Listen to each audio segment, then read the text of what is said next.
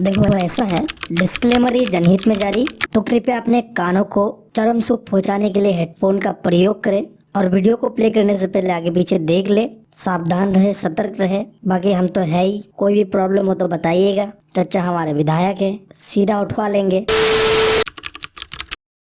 एक देश बनता है वहाँ के लोगों से, जहाँ लोग एक ही तरह के कल्चर, ट्रेडिशन, रिलीजन, लैंग्वेज को फॉलो करते हैं। बट इस बड़े से दुनिया में एक ऐसा कंट्री भी है जहाँ ये नियम कानून लागू नहीं होता है, जहाँ माना जाता है हर एक गांव मोहल्ले में अलग अलग तरह के लोग रहते हैं। उनका लैंग्वेज अलग है, उनका कल्चर अलग है, उनका ट्रेडिशन अलग है, फिर भी यहाँ के लोग साथ रहते हैं, बहुत प्यार से रहते हैं। तो आओ जानते हैं कि कैसे ये देश बना।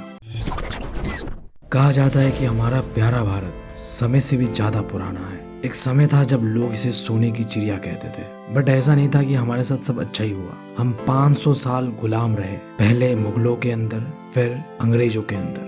बट वर्ल्ड वॉर 1 के खत्म होने के बाद सारी चीजें बदलने वाले थे। अब ऐसा मैं क्यों कह रहा हूँ, इसके लिए तुम्हें पहले जानना पड़ेगा कि वर्ल्ड वॉर 1 का इम्पैक्ट हमारे देश पे क्या पड़ा। तो आओ देखते हैं।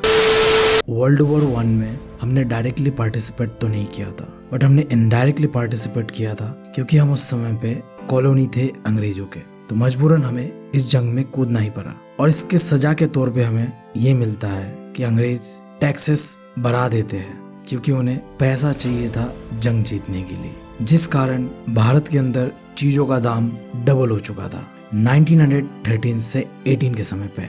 इसमें सबसे ज्यादा प्रॉब्लम हुआ भारत के आम लोगों को, और साथ ही साथ गांव के मासूम नौजवानों को जंग पे भेज दिया जाता था बिना ये जाने कि वो चाहते थे भी या नहीं इस जंग को लड़ना।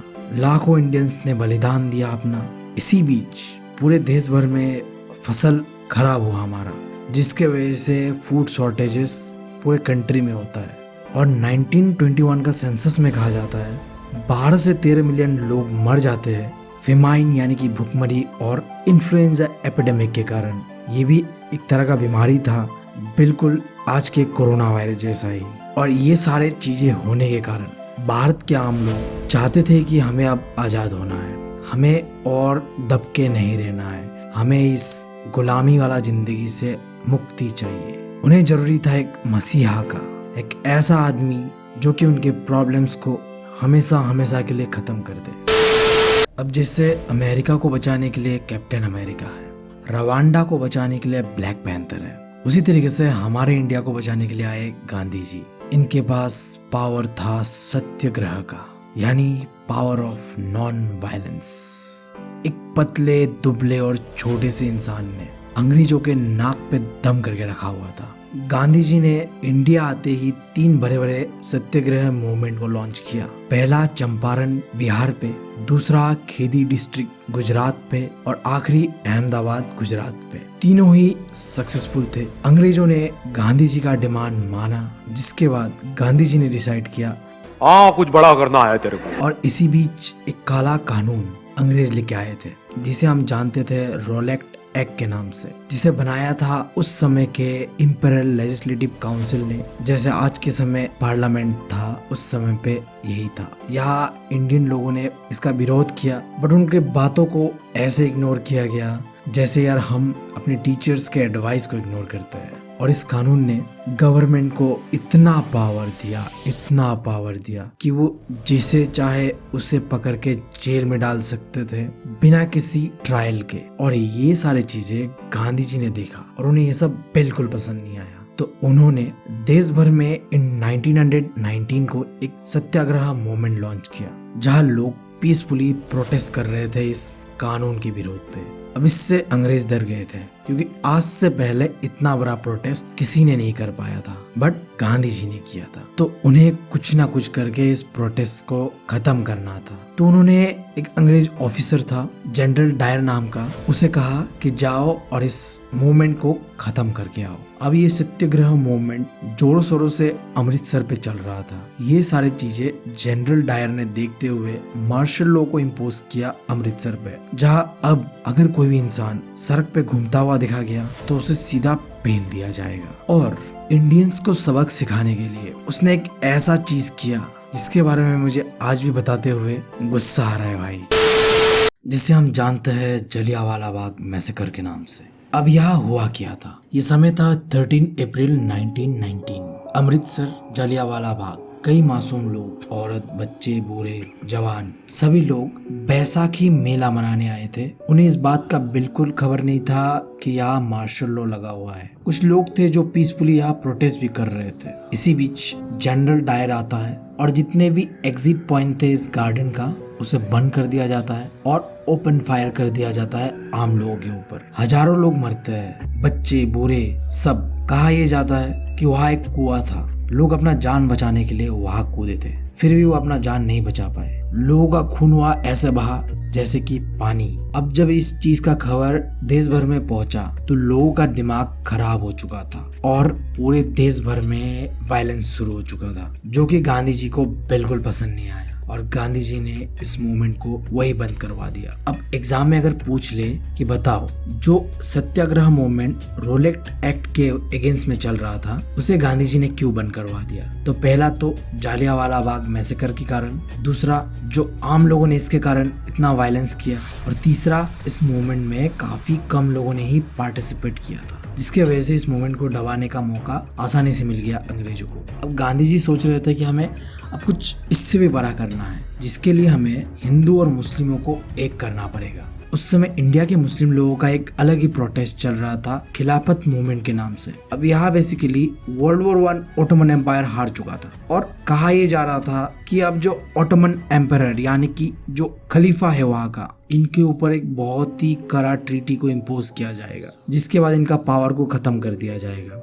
अब ऐसा ना हो, इसके लिए इंडिया में बॉम्बे के अंदर एक खिलाफत कमेटी बनाया गया मुस्लिम लोगों के द्वारा और अंग्रेजों के खिलाफ एक आंदोलन का तैयारी चल रहा था। अब गांधी जी ने ये एक अच्छा मौका देखा जहां हिंदू मुस्लिमों को एक किया जा सकता था, तो उन्होंने अली ब्रदर्स, जो कि खिलाफत मूवमेंट को लीड कर रहे थे, उनसे बात करते हुए कहा कि देखो, हमारा दुश्मन तो एक है, अंग्रेज, तो क्यों ना हम एक साथ मिलकर इनके खिलाफ लड़े, क्या कहते हो? वो भी मान गए और जिसके बाद सितंबर 1920 को कलकत्ता सेशन होता है कांग्रेस का और यहाँ ऑफिशियली नॉन कोऑपरेशन मूवमेंट का, जिसे अब खिलाफत मूवमेंट का भी सपोर्ट मिलेगा और इसीलिए इसे कभी कभी नॉन कोऑपरेशन खिलाफत मूवमेंट भी कहते हैं।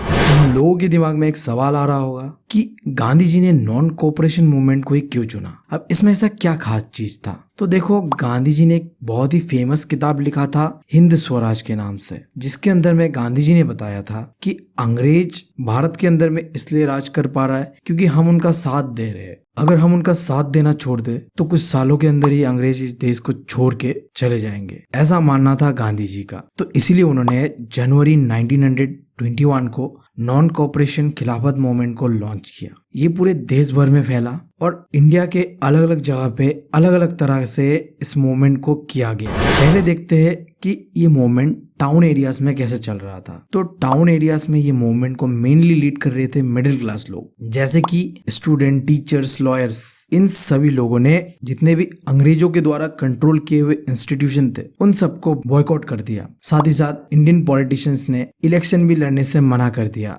एक्सेप्ट मद्रास। और जितने भी फॉरेन गुड्स थे उन्हें भी बॉयकॉट कर दिया गया और दारू के ठेकों को बंद करवा दिया गया और अंग्रेजी सामानों को जला दिया गया। सब कुछ सही चल रहा था, बट ये मूवमेंट ठप पड़ गया 2 कारणों की वजह से। पहला तो लोगों ने विदेशी सामानों को छोड़ के खादी तो अपना लिया था, बट खादी बहुत महंगा था, जिसके कारण लोग लंबे समय तक इसे इस्तेमाल नहीं कर पाए। और साथ ही साथ अंग्रेजों के इंस्टीट्यूशन को टक्कर देने लायक उस समय पे कोई इंडियन इंस्टीट्यूट तो था नहीं। तो हार मानते हुए जितने भी स्टूडेंट, लॉयर, टीचर्स थे, उन्होंने मजबूरन अंग्रेजों के इंस्टीट्यूशन में ही ज्वाइन कर लिया। अब ये तो मैंने बात किया टाउन एरियाज का।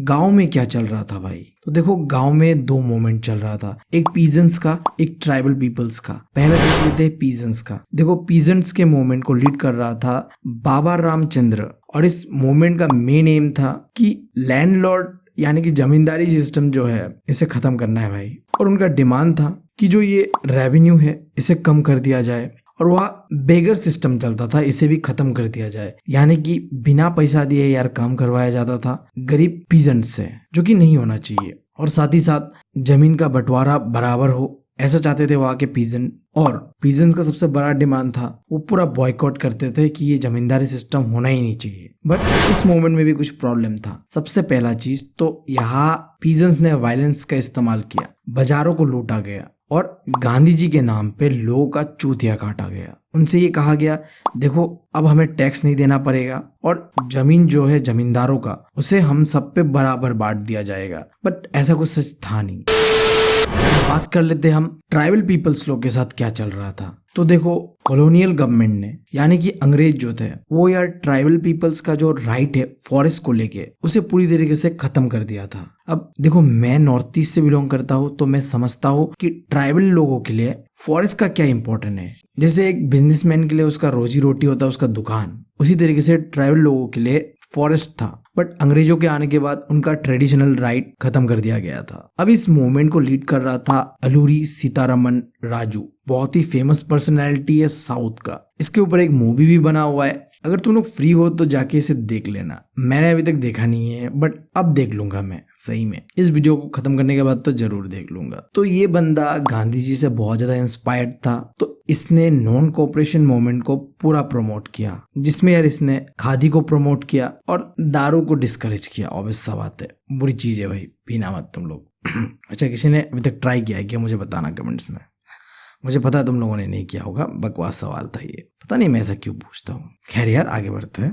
बट राजू का गांधी जी से एक चीज को लेके मुठभेद था। गांधी जी विश्वास करते थे नॉन वायलेंस पे, जबकि राजू का मानना था कि आजादी तो यार लड़के ही मिलेगा। और इसी सोच के कारण वो यार अपना जिंदगी से हाथ धो बैठता है 1924 को। बट यार मरने के बाद भी वो फोक हीरो बन जाता है ट्राइबल पीपल्स के लिए। आज भी यार स्पेशली आंध्र प्रदेश में काफी रेस्पेक्टेड पर्सन है वो। अब यार आ जाओ मेरे बर्थ प्लेस असम, जहाँ यार जो टी प्लांटेशन वर्कर्स थे उनके साथ भयंकर डिस्क्रिमिनेशन हो रहा था। उनके लिए इस मूवमेंट और फ्रीडम का सिंपल सा मतलब था कि हम कहीं भी जा आ सके अपनी मर्जी से। अब मैं ऐसा क्यों कह रहा हूँ? क्योंकि अंग्रेजों ने एक ऐसा कानून बनाया था जिसका नाम था इनलैंड इमिग्रेशन एक्ट ऑफ 1859, जिसके अंदर जितने भी प्लांटेशन वर्कर्स थे उन्हें बिना परमिशन का टी गार्डन से निकलने का अलाउ नहीं था। तो उनका मानना ये था कि देखो अब तो गांधी राज आने वाला है और अब हम आजाद हो जाएंगे और हमें अपने गांव पे अपना जमीन मिलेगा और वहीं पे हम मस्त खेती करके रहेंगे। ये जो गुलामी वाला जिंदगी है इससे हमें मुक्ति मिलेगा। और ये सोच के साथ वो चल दी अपने घर। बट सैडली वो घर तक नहीं पहुंच पाए। पुलिस वालों ने रास्ते पे ही पकड़ के बहुत ज्यादा कूट दिया उन्हें और वापस लेके आ गए। तो इस तरीके से ये मूवमेंट भी सक्सेसफुल नहीं हो पाया। अब एक सबसे बड़ा सवाल, जैसे तैसे ये मूवमेंट चल तो रहा था, अचानक से गांधी जी ने 12 फरवरी 1992 को ये पूरा मूवमेंट को बंद कर दिया। अब ऐसा क्यों? अब इसका सबसे बड़ा कारण है चोरी चौरा इंसिडेंट। अब ये क्या था? देखो, चोरी चौरा एक जगह था जहाँ लोग पीसफुली प्रोटेस्ट कर रहे थे, बट पुलिस आके उन्हें मारना शुरू करता है और गुस्से से आम लोग जाके पूरा पुलिस स्टेशन को जला देता है, जिसके कारण 22 पुलिसमैन मर जाते हैं। अब ये बहुत बड़ा चीज था भाई। गांधी जी को बिल्कुल पसंद नहीं आया कि वायलेंस कैसे हो गया, तो उन्होंने ये मूवमेंट को वहीं पे बंद करवा दिया। अब नॉन कोऑपरेशन मूवमेंट के खत्म होने के बाद गांधी जी यार चले गए थे छुट्टी पे कुछ दिनों के लिए, और इसी बीच यार 2 इवेंट होता है इंडियन पॉलिटिक्स पे। देखते हैं क्या क्या। पहला यार, पूरे दुनिया भर में एक इकोनॉमिक डिप्रेशन आता है। चीजों का दाम यार बहुत गिर चुका था उस समय पे, क्योंकि यार उस समय एग्रीकल्चर प्रोडक्ट का भी डिमांड इतना नहीं था, विदेश में भी सामान नहीं जा रहा था, एक्सपोर्ट बहुत कम चुका था, और इन सब से यार सबसे ज्यादा लॉस हो रहा था आम किसान यानी कि पीजेंट्स को। अब ये तो पहला इवेंट था। और दूसरा इवेंट यार एक साइमन कमीशन बनता है। अब ये क्या था? अब एक बंदा था सर जॉन साइमन, ये यार इस कमीशन को लीड कर रहा था। अब देखो, साइमन कमीशन का काम ये था कि उन्हें इंडिया के लिए एक कॉन्स्टिट्यूशन बनाना है। बट देखो, सबसे घटिया बात यहाँ में ये थी कि देखो, इंडिया के लिए कॉन्स्टिट्यूशन बनाया जा रहा है बट एक इंडियन नहीं है यहाँ पे। तो ये देखते हुए इंडियन पॉलिटिशियन को गुस्सा आ गया। तो इंडियन पॉलिटिशियन ने अंग्रेजों से कहा, देखो फालतू की बात हमारे सामने तो करो मत, ऐसी बकचोदी तुम कहीं और जाके दिखाओ। और एक नारा शुरू कर दिया, go back Simon, go back Simon. अब ये दोनों इवेंट खत्म होने के बाद गांधी जी का छुट्टी भी खत्म होता है और गांधी जी वापस लग जाते हैं अपने मोर्चे पे। अब गांधी जी अपना एक नया प्लान लेके आता है। अब यार ये 2 महीने में पैसा डबल वाला प्लान नहीं बे। अब गांधी जी ने शुरू कर दिया साल्ट मार्च। अब ये क्या है? देखो, गांधी जी को ये पता चल चुका था कि हमें पूरा देश को यूनाइट करना है, तो हमें एक ऐसा चीज ढूंढना पड़ेगा जिससे कि सबको फर्क पड़े। और वो चीज और कुछ नहीं, नमक यानी कि साल्ट था, जो कि यार हर एक इंसान का जरूरत है। अबे यार बिना नमक के खाओगे कैसे, समझ रहे हो मेरी बात। बट यार प्रॉब्लम ये था कि अंग्रेज यार इसके ऊपर भी टैक्स लगा के रखे हुए थे, और यार नमक बनाने का पूरा ठेका इन अंग्रेजों ने लेके रखा हुआ था। गांधी जी को यार पसंद नहीं आया ये चीज, तो गांधी जी ने शुरू कर दिया साल्ट मार्च अपने 78 ट्रस्टेड वॉलंटियर्स के साथ। अब ये लंबा मार्च शुरुआत तो होता है साबरमती आश्रम से और खत्म होता है डांडी के कोस्ट पे आके, जो कि लगभग 240 माइल्स का था। अब तुम सोच के देखो, कंटिन्यूअस 24 डेज चल के गए वो, और हर दिन में 10 माइल करके कंप्लीट किया। लाखों लोग इस मोमेंट में गांधी जी के साथ जुड़े। और ये जो तुम फोटो देख रहे हो ना, ये वो आइकॉनिक फोटो है जिसे पूरी दुनिया ने देखा। एक इंसान डंडा लेके चल पड़ा है एक ऐसे सफर पे, क्या बताऊं मैं भाई। और वो फाइनली 6 अप्रैल को डांडी पे पहुंचता है और जाके सबसे पहला काम ये करता है कि वो नमक बनाता है, और जो ये अंग्रेज का कानून था इसका धजिया उड़ा देता है। और जैसे ही ये इवेंट होता है, इसी से शुरू होता है सिविल डिसोबीडियंस मूवमेंट का शुरुआत। अब देखो, सिविल डिसोबीडियंस मूवमेंट का सिंपल सा मतलब है कि अब यार हम ना सिर्फ बॉयकॉट नहीं करेंगे, हम अंग्रेजों का जो कानून है इसे मानेंगे ही नहीं। समझ रहे हो, जितने भी आम लोग हैं वो सब डिसाइड कर चुके थे कि जैसे गांधी जी ने नहीं माना अंग्रेजों का नियम, वैसे हम भी नहीं मानेंगे, सीधा बात है। और देखो बात बहुत सिंपल सी है, इंडियन इस चीज के लिए जाने जाते हैं, हम यार कभी कानून को फॉलो ही नहीं करते सही से। गवर्नमेंट कानून के ऊपर कानून बनाते रहते हैं और हम उन्हें तोड़ने का अलग अलग तरीका ढूंढ ही लेते हैं। ओपी जो थे रहे हम यार, क्या ही बताए। अब जैसे तुम इन जनाब को ही देख लो, तो एक सवाल अब उठता है कि नॉन कोऑपरेशन मूवमेंट और सिविल डिसोबीडियंस मूवमेंट के बीच का डिफरेंस क्या है। तो देखो बहुत ही छोटा सा डिफरेंस है। नॉन कोऑपरेशन मूवमेंट ने हमने सिर्फ अंग्रेजों का साथ देना छोड़ दिया था। सिविल डिसोबीडियंस मूवमेंट में हमने अंग्रेजों का कानून को मानना ही छोड़ दिया। ये है डिफरेंस। हमने सिर्फ साथ देना नहीं छोड़ा, हमने मानना भी छोड़ दिया उनका बात। देश के अलग अलग कोनों पे सबसे पहला तो साल्ट लॉ को तोड़ा, फिर वही शुरू होता है पुराना कहानी, फॉरेन गुड्स को बॉयकॉट करो, दारू की दुकानों को बंद करो। और यार पीजेंट्स ने अंग्रेजों को टैक्स देना बंद कर दिया कि अब हम तुम्हें टैक्स भी नहीं देंगे, हम मानते ही नहीं तुम्हें, तुम कौन हो भाई। जितने भी गांव के पंचायत थे उन्होंने भी रिजाइन कर दिया। और जो फॉरेस्ट में रहते हुए लोग थे वो भी यार बिंदास फॉरेस्ट के अंदर में चले गए। अंग्रेजों के लॉ था कि भाई फॉरेस्ट के अंदर में नहीं घुस सकते तुम लोग, ऐसा कुछ माना ही नहीं उन्होंने। अब इससे यार वो बैक बेंचर बच्चों का याद मुझे आ रहा है, जिन्हें यार फर्क ही नहीं पड़ता कि आगे क्या हो रहा है। उनका यार अपना ही बकचोदी चल रहा होता है, टीचर पढ़ा रहे होते आगे और वो यार तब गजब है भाई। बैक बेंचर्स का लाइफ ना ऑसम है भाई, सही में बता रहा हूँ। मुझे लगता ना यार जितने भी लोग इस वीडियो को देख रहे हैं वो सबके सब बैक बेंचर्स ही है। क्या लगता है, मैं सही हूँ कि नहीं हूँ? मुझे तो लगता है भाई, क्योंकि खुद भी मैं यार बैक बेंचर ही हूँ।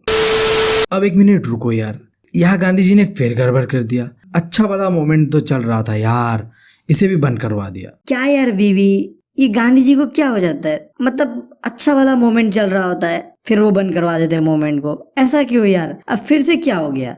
पहले यार सत्याग्रह मोमेंट चल रहा था रोलेक्ट एक्ट को लेके, वहां भी उन्होंने ऐसा किया। फिर यार नॉन कोऑपरेशन मोमेंट चल रहा था, वहां भी उन्होंने ऐसा किया। अब यार सिविल डिसोबीडियंस मोमेंट चल रहा था और यार ये तो अच्छा वाला चल रहा था, लोग सपोर्ट भी कर रहे थे, इसे क्यों बंद करवा दिया यार? मुझे तो समझ में नहीं आ रहा बीवी, तुम ही बता दो। देख भाई शांत हो जा भाई, शांत हो जा तू पहले। ठीक, सांस ले ले थोड़ा, सांस ले ले, लंबा लंबा सांस ले ले 2 बार। बढ़िया बढ़िया बढ़िया। अब यार शांत से बैठ, मैं बता रहा हूँ क्यों उन्होंने ऐसा किया। देखो अंग्रेज ये सब देख के बहुत डर चुके थे और वो जैसे भी चाहते थे कि इस मूवमेंट को बंद किया जाए, और इसके लिए उन्होंने जितने भी कांग्रेस के लीडर्स थे उन्हें पकड़ पकड़ के जेल में डाल दिया। और इसमें से एक सबसे बड़ा नाम आता है अब्दुल गाफिर खान, जो कि बहुत बड़ा फॉलोअर था गांधी जी का। उन्हें जेल में डाल देता है अप्रैल 1930 को, और उसके कुछ ही दिनों बाद गांधी जी को भी जेल में डाल दिया जाता है। और जैसे ही गांधी जी को जेल में डाला जाता है, लोग यार गुस्से से पागल हो जाते हैं। और अब यार अंग्रेजों का सबसे बड़ा दुश्मन आम लोग थे। मतलब कैसे तुमने गांधी जी को जेल में डाला? इतना वायलेंस होता है, इतना वायलेंस होता है कि एक समय तो ऐसा था कि कॉलोनियल गवर्नमेंट भी इसे कंट्रोल नहीं कर पा रहा था। अब इस चीज का गुस्सा अंग्रेजों ने, जो पीसफुल सत्याग्रहीस थे, मतलब जो पीसफुल प्रोटेस्टर्स थे, जैसे कि वुमेन्स, चाइल्ड, इन्हें बुरी तरीके से मारा और जेल में डाल दिया। अब देखो ये सब चीज़ देखे गांधी जी को बिल्कुल अच्छा नहीं लगा और गांधी जी ने फाइनली इस मोमेंट को भी बंद कर दिया। देखो एक बड़ा इंसान जब कोई डिसीजन लेता है तो कोई सोच समझ के ही लेता होगा, तो उसका हमें रेस्पेक्ट करना चाहिए, ना कि उनके डिसीजन पे सवाल उठाना चाहिए। अब हम बात कर लेते हैं कि ये जो मोमेंट चला इनमें किन किन लोगों ने गांधी जी का साथ दिया। तो पहले बात करते हैं रिच पीजेंट्स के बारे में। तो देखो रिच पीजेंट्स ने भरपूर साथ दिया गांधी जी का। उनके लिए स्वराज का मतलब इतना था कि जो इतना हाई रेवेन्यू से चार्ज किया जाता था ब्रिटिश गवर्नमेंट के द्वारा, ऐसा ना हो। और जो हमारे पुअर पीजेंट्स थे उनके लिए इस मोमेंट का मतलब था कि हमें रेंट पे ना करना पड़े। अब तुम सोच रहे हो कि रेंट किसे देते थे वो, तो देते थे वो रिच पीजेंट्स यानी कि जमींदार्स को। फिर वो जमींदार अंग्रेज को दे देते थे वो पैसा, बट उन्हें देना ही नहीं था पैसा। बट कांग्रेस इस चीज का सपोर्ट नहीं कर रहे थे, क्योंकि ऑब्वियस सा बात है कांग्रेस सपोर्ट कर रहे थे जमींदार रिच पीजेंट्स का, तो कैसे पुअर पीजेंट्स को सपोर्ट कर सकते थे, क्योंकि पुअर पीजेंट्स तो जमींदार और रिच पीजेंट्स के खिलाफ थे ना। तो कांग्रेस ने पुअर पीजेंट्स को सपोर्ट इतना नहीं किया। फिर बात करते हैं बिजनेस क्लास का। तो देखो बिजनेस क्लास के लिए स्वराज का मतलब था वो आजादी के साथ अपना बिजनेस पूरे कंट्री में कर पाए, क्योंकि लंबे समय से उनके ऊपर एक रिस्ट्रिक्शन लगा हुआ था अंग्रेजों के द्वारा। वो चाहते थे कि जो बाहर के जो गुड्स है इंडिया में आके उनका मार्केट खराब ना कर दे। तो अगर मैं बात करूं इंडस्ट्रियल वर्किंग क्लास का, तो उन्होंने इस मूवमेंट में पार्टिसिपेट ज्यादा नहीं किया सिवाय नागपुर रीजन के, क्योंकि यार कांग्रेस मेनली सपोर्ट करता था इंडस्ट्रियलिस्ट लोगों को और ये वर्किंग क्लास इससे खुश नहीं था। तो जितने लोगों ने भी सपोर्ट किया उनका मेन ये था कि हमें जो इतना कम वेज मिलता है वो नहीं मिलना चाहिए और हमारा वर्किंग कंडीशन भी इम्प्रूव होना चाहिए। अब हमने बात कर लिया किन किन तरह के लोगों ने इसमें पार्टिसिपेट किया और उनका क्या क्या डिमांड था। अब हम बात कर लेते हैं कि ये मूवमेंट सक्सेसफुल क्यों नहीं हो पाया, इसका क्या क्या लिमिटेशंस था।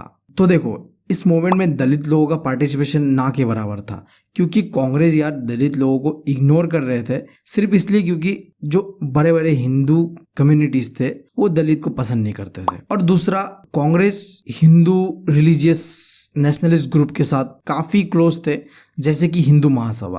अब इससे यार जितने भी मुस्लिम लोग थे ना वो खुश नहीं थे और उन्होंने सीधा पार्टिसिपेट ही नहीं किया इसमें, क्योंकि उन्हें लग रहा था कि कांग्रेस तो यार हिंदुओं के लिए काम कर रहा है, हमें तो पूछ ही नहीं रहा है। उसके बाद देखो गांधी जी ने ना सिविल डिसोबीडियंस मूवमेंट को एक बार के लिए बंद कर दिया था, बट फिर 1932 में फिर इसे स्टार्ट किया। बट इस बार रिच पीजेंट्स ने इस पे पार्टिसिपेट नहीं किया, क्योंकि यार अगला बार उन्होंने इतना एक्सपेक्टेशन रखा था गांधी जी ने और अचानक से उन्होंने मूवमेंट बंद कर दिया, तो इससे वो नाराज थे। और एक चीज, गांधी जी यार इंडस्ट्रियलिस्ट लोगों को काफी सपोर्ट कर रहे थे, इसलिए मैंने तुम लोगों को बताया थोड़ा पहले कि वर्किंग क्लास जो कि लेबर क्लास के लोग थे ना, इंडस्ट्रीज में जो काम करते थे, वो लोग यार इससे बहुत नाराज थे और उन्होंने भी इसमें पार्टिसिपेट नहीं किया। तो तुम देख रहे हो एक कम्युनिटी के पार्टिसिपेशन के कारण दूसरा कम्युनिटी पार्टिसिपेट नहीं कर रहा है, तो अल्टीमेटली बात यह है कि हमारे अंदर यूनिटी नहीं था, जिसके कारण ये मूवमेंट सक्सेसफुल नहीं हो पाया।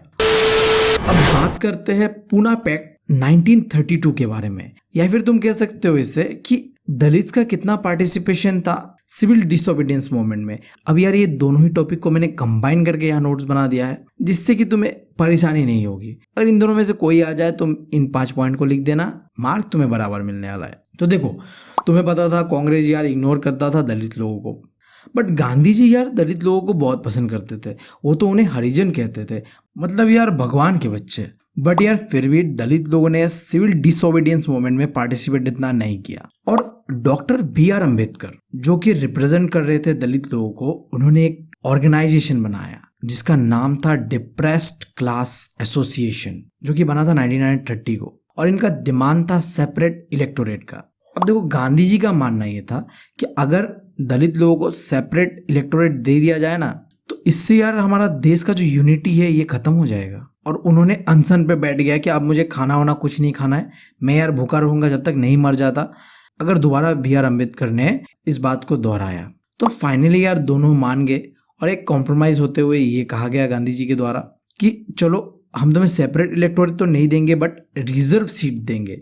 अब इन दोनों में डिफरेंस क्या देखो, अगर सेपरेट इलेक्टोरेट देते तो वहां सिर्फ दलित लोग ही वोट कर सकते थे, बट रिजर्व सीट्स में ना क्या होता है, वहां सब लोग वोट दे सकते हैं, बट वो सिर्फ और सिर्फ रिजर्व है दलित लोगों के लिए। समझ रहे हो? देखो बहुत हमने मेहनत किया और फाइनली हम इस चैप्टर का अंत पे आ चुके हैं, जो कि सेंस ऑफ कलेक्टिव बिलोंगिंगनेस के बारे में है, कि जो आपस में एक भाईचारा का जो फीलिंग है ना वो कैसे जगता है। देखो मूवमेंट किया हमने इतने बड़े बड़े, जिससे ऑब्वियस सा बात है हम लोगों के बीच एक यूनिटी तो आया, बट इसके अलावा कल्चर का भी एक बहुत ही इंपॉर्टेंट रोल है हमारे देश की यूनिटी पे। और इसमें सबसे पहला है, अपने देश को हमने इमेजिन करने के लिए भारत माता का इमेज बनाया, जो कि दिया गया था बंकिम चंद्र चटर्जी के द्वारा। और साथ ही साथ हमने नेशनलिज्म के भावनाओं को जगाने के लिए रविंद्रनाथ टैगोर और नतीशा शास्त्री के फोकलोड्स यानी कि जो पुराने कहानी, संगीत, पोएम्स, इनका भी काफी इस्तेमाल किया। और साथ ही साथ हमने हमारा फ्लैग बनाया। ऑब्वियस सा बात है, एक कंट्री बन रहा है तो उसका फ्लैग भी तो होना जरूरी है। जैसे यार देखो, हमें काफी प्राउड फील होता है अपने फ्लैग को देखते हुए। और यार ये चीज हमारे साथ नहीं है, सिर्फ हर कंट्री के लोगों को उनका फ्लैग देख के प्राउड फील होता है। और साथ ही साथ नेशनलिज्म का जो फीलिंग है, इससे बढ़ाने के लिए हमने अपना एंशिएंट हिस्ट्री का भी काफी इस्तेमाल किया। क्योंकि यार देखो, अंग्रेज हमारे अंदर में ऐसा सोच डाल के गए थे, देखो तुम लोग तो यार गुलाम थे, तुम लोगों का जिंदगी यार झंड था, बट ऐसा कुछ था नहीं। हमारा डीप एंशिएंट हिस्ट्री है। कभी यार समय मिले तो मैं भी तुम्हें डिटेल में बताऊंगा उनके ऊपर। हमारा एंसेस्ट्री ना महान लोगों से भरा हुआ है, जो कि इस एनसीईआरटी के किताब में भी नहीं दिया हुआ है। इसके लिए तुम्हें खुद मेहनत करना पड़ेगा और खुद रिसर्च करना पड़ेगा, जो कि मुझे लगता है तुम लोग कर लोगे अगर दिल से चाहते हो तो। अपने एंसेस्टर्स के बारे में जानना बहुत ही इंपॉर्टेंट चीज है। इससे तुम जान पाओगे कि तुम कहाँ से बिलोंग करते हो, तुम कौन हो भाई। तुम अपना ट्रू आइडेंटिटी को समझ पाओगे, जैसे यार मैंने भी समझा अपना। और यार आखिर में गाइस, अगर तुम लोगों को वीडियो पसंद आया और तुम लोग चाहते हो कि इस तरह के वीडियो मैं और भी बनाऊं, तो यार भाई को सपोर्ट करो, ज़्यादा से ज़्यादा वीडियोस को शेयर करो, ताकि यार भाई को मिले बहुत ज़्यादा मोटिवेशन, क्योंकि इस समय मुझे मोटिवेशन का बहुत ज़रूरी है। तो bye, thank you, love you all.